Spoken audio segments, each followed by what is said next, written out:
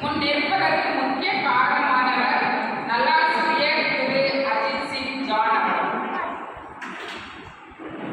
அவர்கள் இங்கு உரையாற்ற இருந்தார்கள். தவிர்க்க முடியாத காரணத்தால் அவர்கள் சென்று விட்டதால் அந்த வாய்ப்பு எனக்கு கிடைத்தது. அந்த விதத்தில் நான் மிகவும் பெருமை அடைகிறேன். மேலும் அதனை உறுதி செய்த உங்களுடைய பாட்டி இயக்குனர் செக்ரட்டரி அவர்களுக்கும் மற்றும் வாய்ப்பளித்த அதன் நிர்வாகிகள் உறுப்பினர்கள் அனைவருக்கும் முதலில் எனது நன்றியை தெரிவித்துக் கொள்கிறேன். நான் இந்த பாட்டி இயக்கத்தோட கிட்டத்தட்ட 17 ஆண்டுகளாக தொடர்பில் இருக்கிறேன். நான் 4 கூட்டங்களில் உரையாற்றியிருக்கிறேன். ஆனால் என்னை கவர்ந்த 2 கூட்டங்கள் தான். ஒன்று லுத்தரன் சபை நாகர்கோவிலில் மிக அருமையான ஒரு கருத்தரங்கமா ஆய்வரங்கமா அல்லது என்ன என்று சொல்வதற்கு இடமில்லாமல் வெகு விமர்சையாக சிறந்த முறையில் நடத்தியிருக்கிறார்கள். அது உங்களுடைய செயலர் தான் அதற்கு முதல் காரணம். குமரி மாவட்டத்தில் உள்ள நூலகர்கள் அனைவரையும் அழைத்து, கல்லூரி நூலகர்களை அழைத்து, அது ஒரு பட்டிமன்றமும் சொல்ல முடியாது, ஆய்வகமும் என்ன சொல்ல முடியாது, கருத்து எப்படி சொல்ல எனக்கு டிஃபைன் பண்ண முடியலை. அந்த மாதிரி ஒன்று வச்சுருந்தாங்க. எனக்கு ரொம்ப பிடிச்சிருந்தது. அதற்காக ஸ்பெஷலாக தருணத்தை நன்றி கூறி கொடுக்குறேன். அதோட மிகவும் சிறப்புடையது என்னமோ எந்த ஊருன்னு நான் மறந்துட்டேன். அந்த ஊரில் கிறிஸ்தவ எழுத்தாளர்கள் அனைவரையும் ஒருங்கிணைத்து அவர்களுக்கெல்லாம் ஒரு சிறிய ஒரு குறிப்பேடு தயாரித்து அதனை அங்கு வெளியிட்டு அழகிய சிறு சிறு குழந்தைகளை ஏச்சல் மாதிரி டெக்கரேட் பண்ணி அவங்க ஒவ்வொரு எழுத்தாளர்களையும் வரவேற்பு செய்திருந்தார்கள். உண்மையே அதே போலவும் நான் எந்த ஒரு நிகழ்வும் நான் பார்த்ததில்லை, நான் அட்டன் பண்ணதும் இல்லை. பெரிய பெரிய பல்கலைக்கழகங்கள் கூட்டங்கள் எல்லாம் நான் போயிருக்கேன். ஆனால் அதே மாதிரி ஒரு எழுத்தாளர் அந்த ஏச்சல் சின்ன ஏச்சல்கள் வரவேற்று மேடையில் அமர செய்ததும் எனக்கு மறக்க முடியல. என்னோட மனதில் பசுமையாக நிறைந்திருக்கிறது. இது குறிப்பிட்டு சொல்ல வேண்டும் என்றால் என்னது 4வது பங்களிப்பு. எனக்கு இந்த வாய்ப்பளித்த அனைவருக்கும் மீண்டும் ஒரு முறை நன்றியை கூறிக்கொண்டு எனது உரையை தொடங்குகிறேன். உங்களுக்கு அனைவருக்கும் தெரியாத விஷயங்களை ஒன்று நான் புதிதாக கூறுவதற்கு இல்லை. எனக்கு இந்த ஆடியன்ஸை பார்க்கறப்ப ரொம்ப மன நிறைவா இருக்கும். எந்த விதத்தில் நினைக்கிறீங்க? என்னன்னா இங்கே இருக்கிறது நிறைய குழந்தைகள் கூட்டிட்டு, அதுதான் எனக்கு ரொம்ப பிடித்த ஒரு அம்சமா இருக்கிறது. ரொம்பவும் மனதுக்கு சந்தோஷமா இருக்கு. ஒருவேளை உங்களுடைய செயலர் சிந்தராஜ் அவர்கள் எப்பவுமே குழந்தைகள் இந்தியா இருப்பார் அல்லது எதுவும் இளமை கல்வி அல்லது இளமை விதைக்கப்படும் விதையானது 6 லட்சமாக வளரும் என நம்பி அவர் சீட்டில் போய் உட்காந்து அவனை கூப்பிட அங்கே அம்மா கிட்ட போய் டிஸ்டர்ப் பண்ணாங்க. அதில் உட்காந்து ரொம்பவும் அவர்களுக்கு சிறப்பான முறையில் நான் பாராட்டை கூறிக்கொள்ள விரும்புகிறேன். அடுத்ததாக நாம் முதலில் நூலகம் பற்றி முதல்ல பார்ப்போம். வாசித்தல் பற்றி கொஞ்சம் சொல்லுங்க அப்படின்னு சொல்லியிருக்காங்க. வாசிக்கணும்னா முதல்ல ஒரு நூலகத்துல இருந்து நம்ம தொடங்கினா கொஞ்சம் நல்லா இருக்கும் அப்படின்னு நினைக்கிறேன். எல்லாருக்கும் தெரியும், நூலகம்னா லைப்ரரின்னு தெரியும். அப்புறம்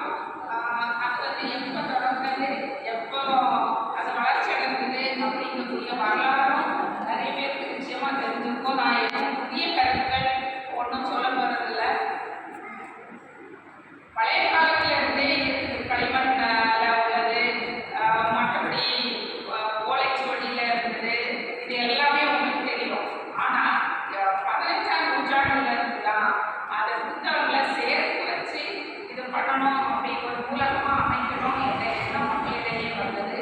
அந்த 15ஆம் நூற்றாண்டில் தான் நூல்கள் சேகரித்து வைக்கப்பட நூலகம் என்று அழைக்கப்பட்டு வந்தது. குறிப்பாக இதில் வந்து யார் நிறைய புத்தகங்களை சேர்த்து முதல்ல நூலகம் அமைச்சாங்க அப்படின்னு பார்த்தீங்கன்னா, ஒரு துன்பவியல் நாடக ஆசிரியர், அதாவது ட்ராஜடி மட்டும்தான் எழுதுவார், அவர் ட்ராமாட்டிஸ்ட். அவரது யூரிபிடிஸ் அப்படின்றவர் வந்து தனிப்பட்ட முறையில் தனிநபர் நூலகம் அமைச்சிருக்கார்.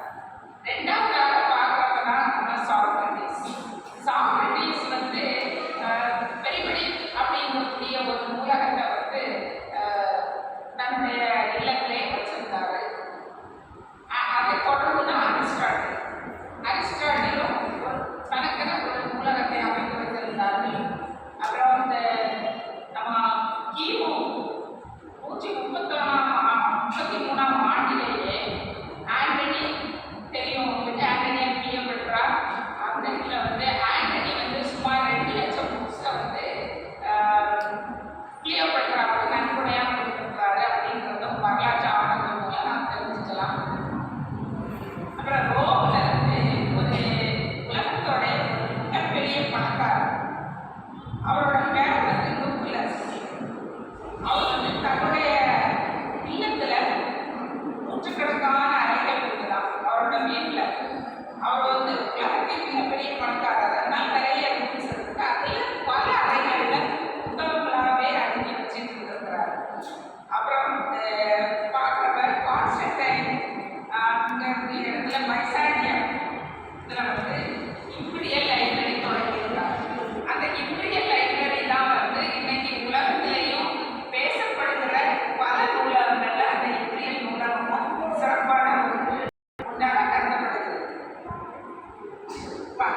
கிபி 13, 14, 15ஆம் நூற்றாண்டுகளிலே பல்கலைக்கழகங்கள் அங்கங்கே வர தொடங்கி, அதனால பல்கலைக்கழகங்களில் நூலகங்கள் ஆரம்பிக்க தொடங்கிட்டாங்க. 1571ஆம் ஆண்டுல மைக்கேல் ஏஞ்சலோங்கிறவர் தான் முதல்ல பொது நூலகம் அப்படிங்கிற அமைப்பை உருவாக்கி பொது நூலகம் அமைச்சு கொடுத்தாரு. 18ஆம் நூற்றாண்டை எடுத்துக்கிட்டோம்னு சொன்னால் இங்கிலாந்து, அமெரிக்கா இந்த 2 நாடுகளும் என்ன செஞ்சிருக்காங்கன்னா கட்டண நூலகம் வச்சிருக்காங்க. கட்டண நூலகம்னு சொன்னால் நம்ம சில கட்டு சந்தா செலுத்தி உறுப்பினராக சேர்ந்து அந்த நூலை நம்ம பயன்படுத்துகிற வசதியாக தொடங்கியிருக்காங்க. இந்த பிரெஞ்சு ரெவல்யூஷன் ஒன்று நடந்தது, எல்லாருக்கும் தெரியும், பிரெஞ்சு புரட்சி. அந்த பிரெஞ்சு புரட்சியோட அடித்தளம் அல்லது ஆணிவேர் என்னன்னு பார்த்தீங்கன்னா நூலகம் தான் அடிப்படை. நூல்களை படித்து அதில் வெளிப்படைந்து தான் மக்கள் வந்து புரட்சி பண்ணியிருக்காங்க. 19, 20ஆம் நூற்றாண்டுகள் எடுத்துக்கிட்டீங்கன்னு சொன்னால் இன்ஃபர்மேஷன் கம்யூனிகேஷன் டெக்னாலஜி, தகவல் தொழில்நுட்பம் ரொம்ப வளர்ச்சி அடைந்த பிறகு நூலகங்களும் பெரிய அளவில் வளர்ச்சி அடைந்திருக்கு. உலகத்தில் வந்து முதல் நூலகர் அப்படின்னு நிச்சயமாக இருப்பாங்க, எல்லாருக்கும் ஒருத்தர் தான் முதன்மையாக இருப்பார். அவர் பேர் ஜோஹன் கெஸ்னர். ஜோஹன் கெஸ்னர் அப்படிங்கிறவர் தான் உலகத்திலேயே முதல் நூலகர். அப்புறம் உலகத்திலேயே மிக சிறந்த லைப்ரரி அப்படிங்கிறது கோட்டிங்கர் அப்படிங்கிற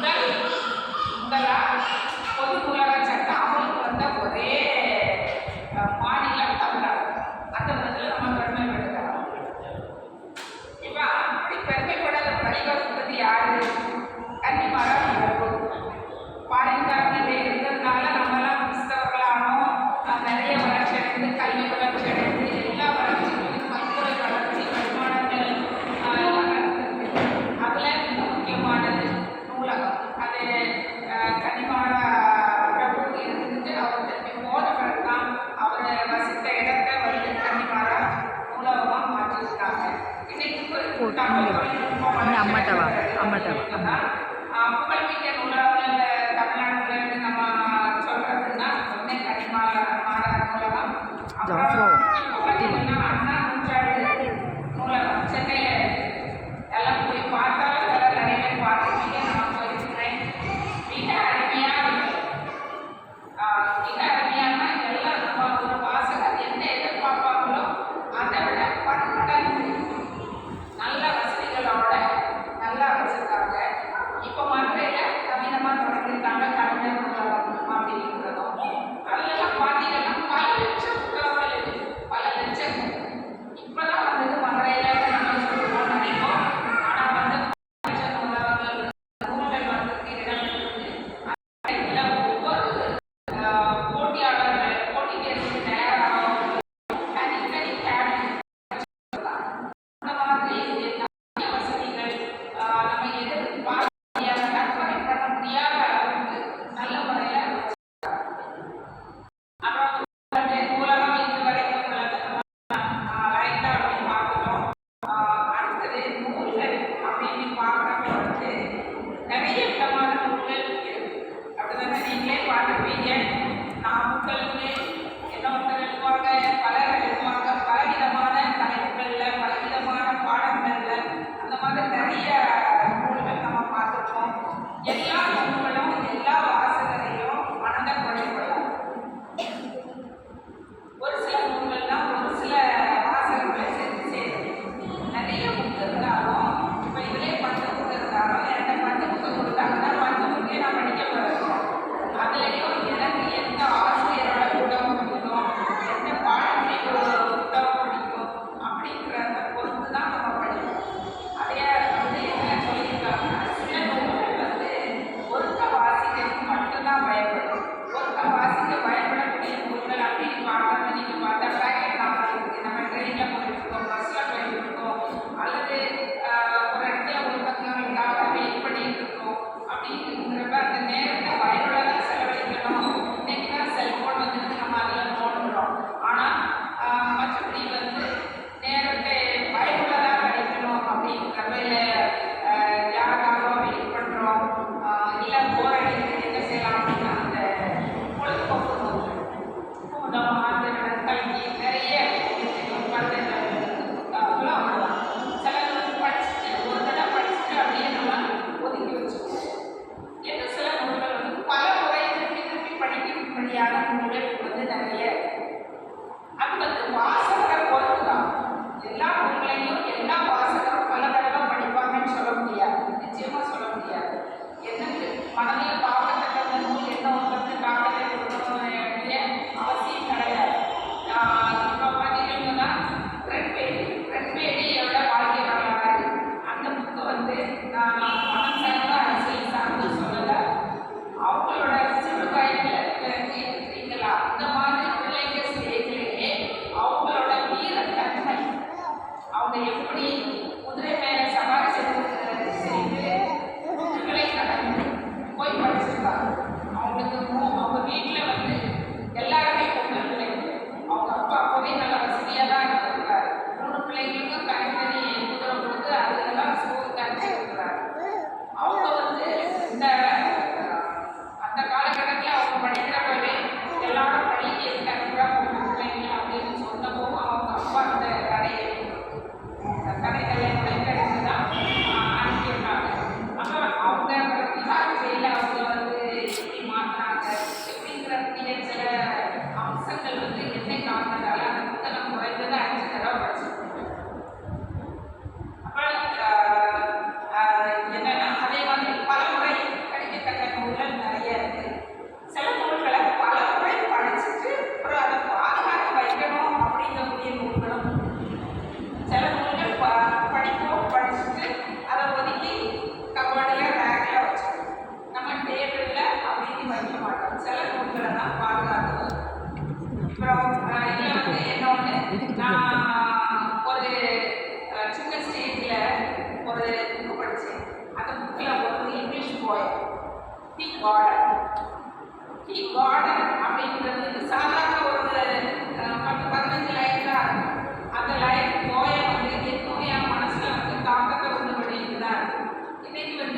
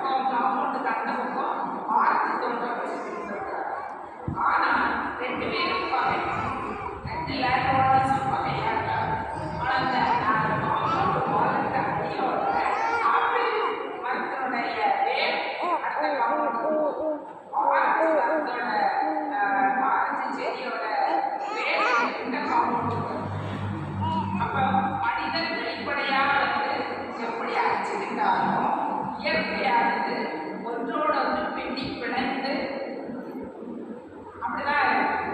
அப்ப இது வந்து எனக்கு ரொம்ப என் மனசுல அடிக்கடி நான் நினைச்சது உண்டு.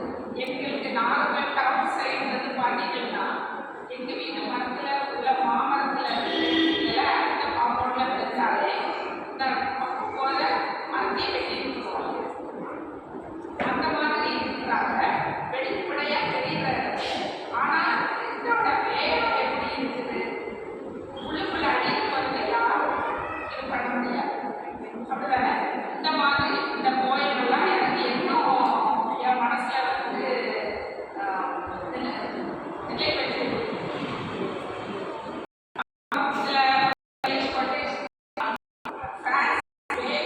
சொல்லக்கூடியவர் வந்து என்ன சொல்லியிருக்காங்க,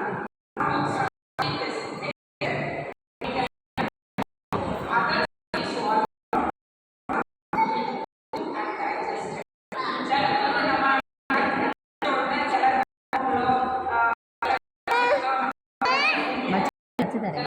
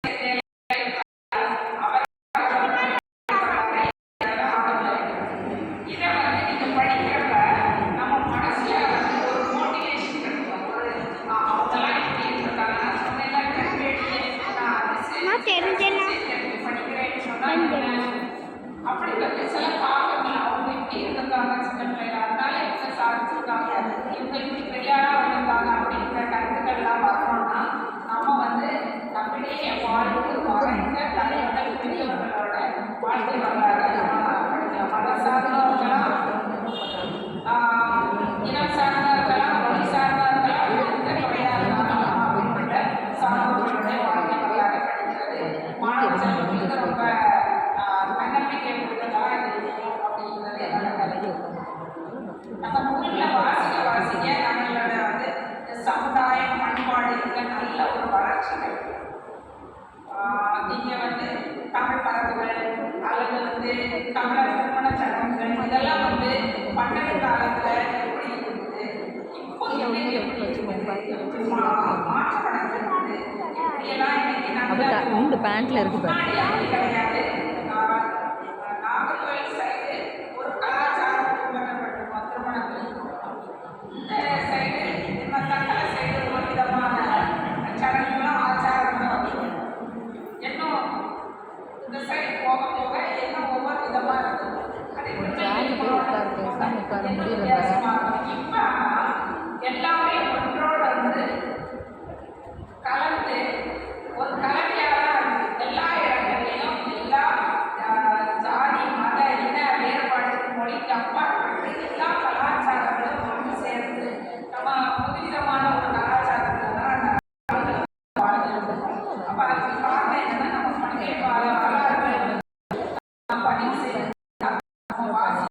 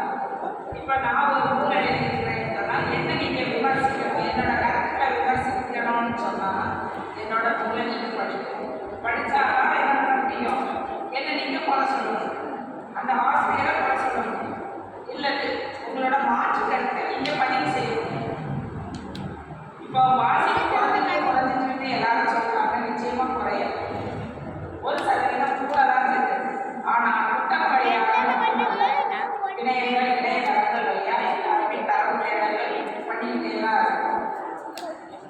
வியட்நாம்ல வந்து கவர்மெண்ட் பிரெஞ்சு ஆங்கிலேயர்களை அடிமைப்படுத்தின.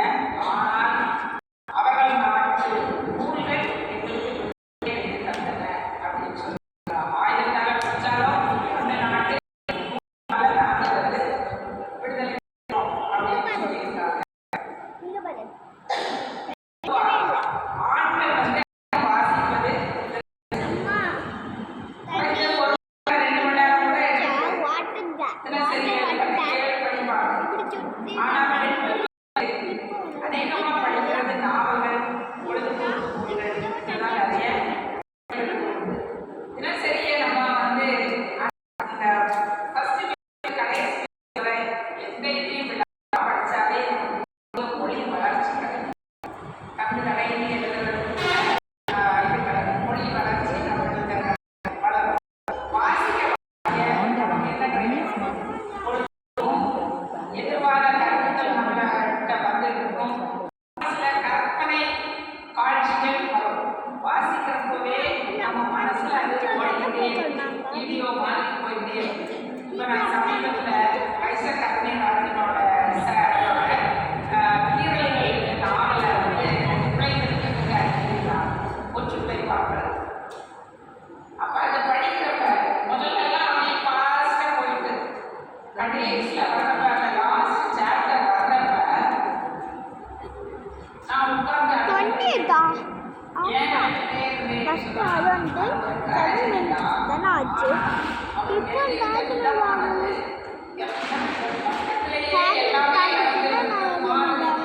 எனக்கு ஒரு வீடியோ மாதிரி அப்படி ஓடிக்கிட்டே இருக்குது. அப்போ இந்த மாதிரி நம்மளை உணர்ச்சி பூர்வமாக நம்மளை அதில் லைக்க வைக்கத்தக்க ஆசிரியர்கள் நிறைய பேர் எழுதுறாங்க. அதெல்லாம் வந்து நம்மகிட்ட கற்பனை வளத்தையும் நமக்கு அதிகரிக்கும். பிறகு இதெல்லாம் இது வந்து நமக்கு தெரியாத தகவலாக இருக்கும். ஆனால் இதெல்லாம் இருக்குதா அப்படின்னு நம்மளை வந்து அதிசயிக்க செய்யும், பிரமிக்க வைக்கக்கூடிய தகவல்களும் நம்ம வாசிக்க முடியும். அப்புறம் நம்மளுக்கு பேச்சு நிறைய வளரும். மொழி தமிழ் மொழி அல்லது ஆங்கிலம் 7 minutes இருக்குன்னு நினைக்கிறேன். இனிமை நமக்கு புரியும். மனம் பக்குவம் அடையும். என்ன 7 minutes இருக்குன்னு நான் நினைக்கிறேன். அது தெரியும். இது கற்க கசடர அப்படின்னு சொல்லி நிறைய படிக்கிறதுக்கு கவலையை மறக்கிறதுக்கு இது வந்து நான் 35 minutes ஆகும்னு நினைக்கிறேன்.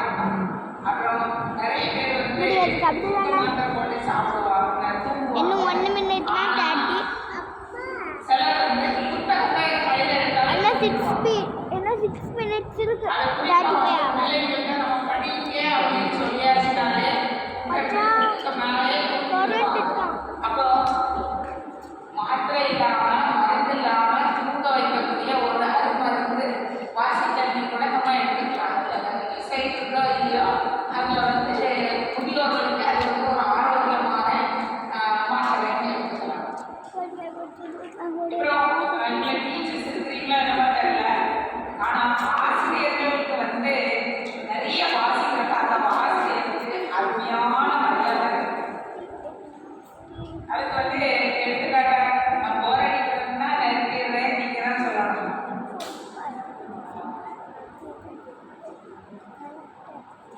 அப்போ வந்து என்னோட நான் படிக்கிற கல்லூரியில் ஒரு பேராசிரியர் இருக்காரு. அப்போ மாணவர்கள் வந்து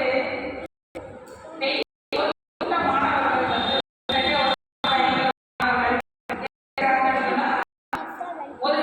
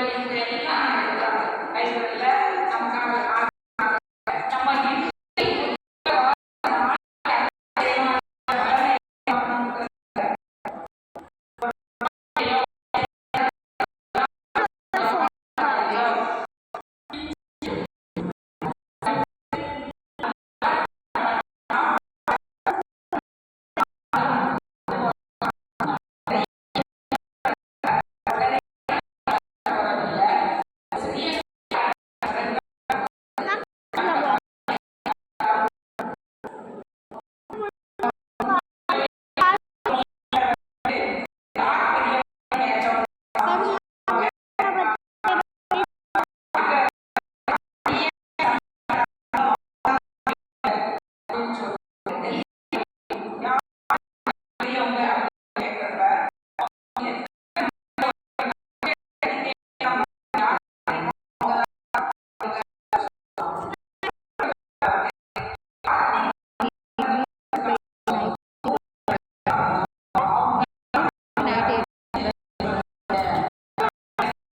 seven.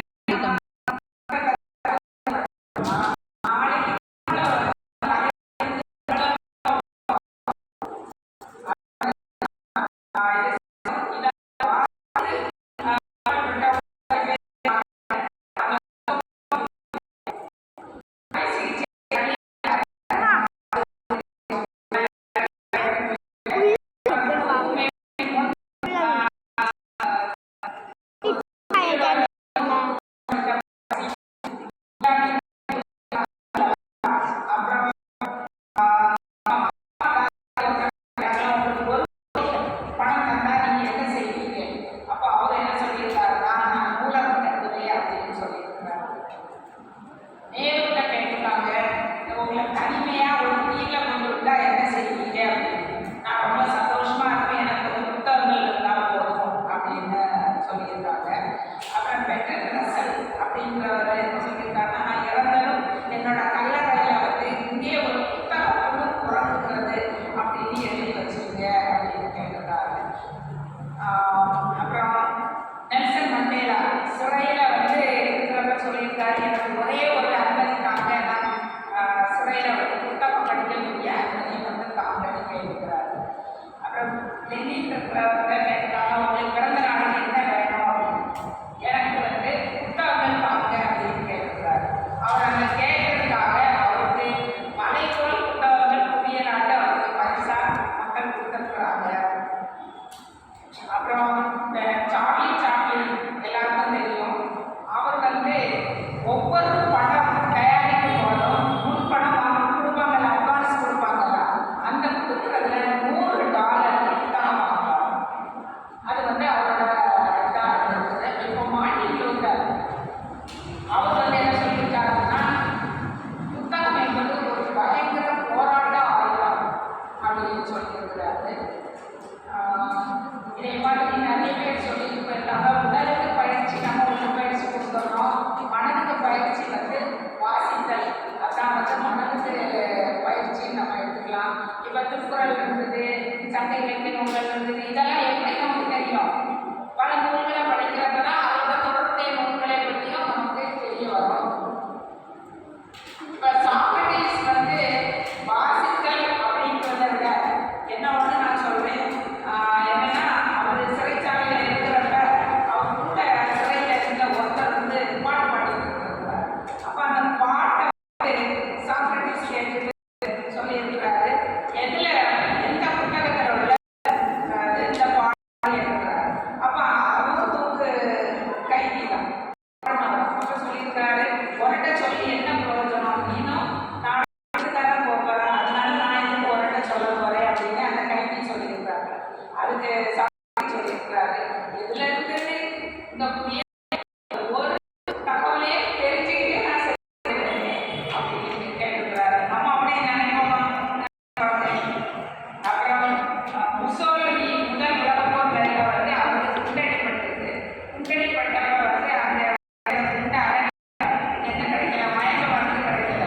அப்ப அந்த குண்டை எடுக்கிறதுக்கு என்ன செய்யறதுன்னு சொன்னா, எனக்கு ஒரு புத்தகம் கொடுங்க, நான் அதிலேயே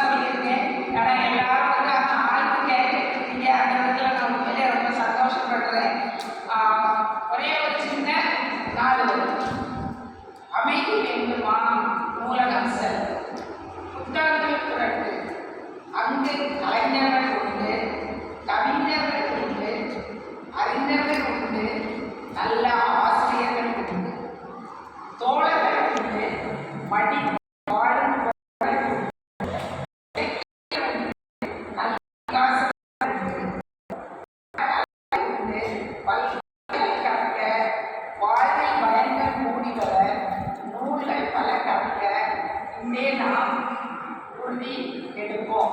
நூலகம் செல்வோம், நூல்களை நேசிப்போம், நூல்களை வாசிப்போம், இயன்றவரை வாசிப்போம், இயன்றவரை வாசிப்போம். அதனால் நாமும் மட்டும் பயன்படாது, மற்றவர்களுக்கும் பயன்பட நம்ம செய்யும்படியா அவங்களே வாசிக்க விரும்புவோம். எனக்கு அருமையான இந்த வாய்ப்பினை அளித்தவர்களுக்கு மீண்டும் ஒரு முறை நன்றியை கூறி நிறைவு செய்கிறேன். பொறுமை காக்க